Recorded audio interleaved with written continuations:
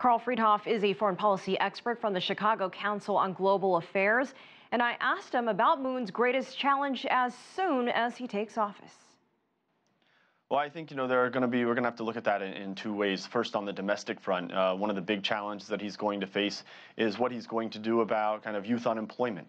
We've seen a lot of dissatisfaction among the youth in general. There aren't enough jobs for them. Youth unemployment is high, and so he's going to be under, I think, quite a pressing demand from that one of his core constituencies to start to tackle that problem. On the international front, I think he's going to have to start off and try to get relations with the United States right from the very beginning.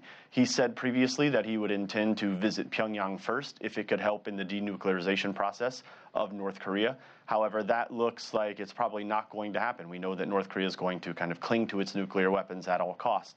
So in order to move forward, I think it's important that he set the right tone with relations with Washington.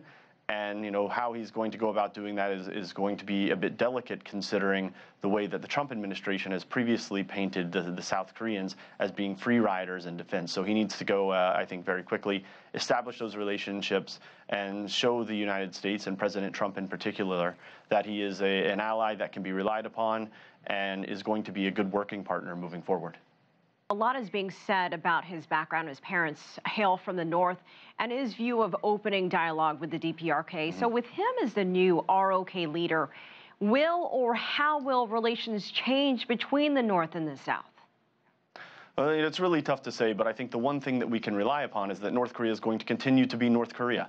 We can count that there will be provocations at some point, and once those provocations take place, whether they're of the kinetic variety and involve South Korean casualties, which we've seen in the past, or it's a missile launch or a nuclear test, that's really going to set the tone for how the new President Moon Jae-in approaches North Korea.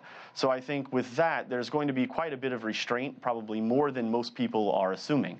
Not only will North Korea constrain South Korean options on what the policy will be, but also I think it's underreported and underappreciated that the South Korean public itself favors a harder line on North Korea.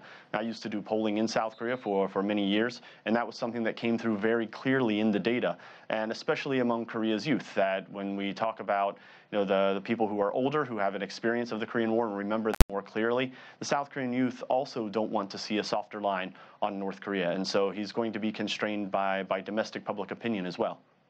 And if the ROK engages with the DPRK, how will that change the dynamic with China? Could it also change the ROK's relationship with China?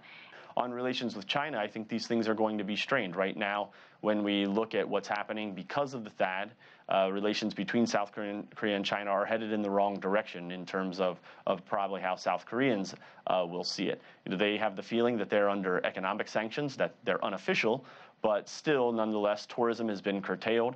Movies and TV shows have been pulled from Chinese airwaves, South Korean movies and TV shows. And we've seen a rash of visas that have been either canceled or rejected for applications from China or from Korean entertainers that were supposed to be performing in China. So all of those things are going to have to be addressed. And of course, all of that comes back to that. Of course, I think South Korea is going to want to see some movement from China on how it's going to approach North Korea. In the long term, I don't think we're going to see that much of a change. There's an influx of Chinese money into South Korea in the form of inbound FDI. And in the long term, I think that's going to do more to undermine South Korean favorability of China. And so I think that we'll see kind of a continued freeze in those relations.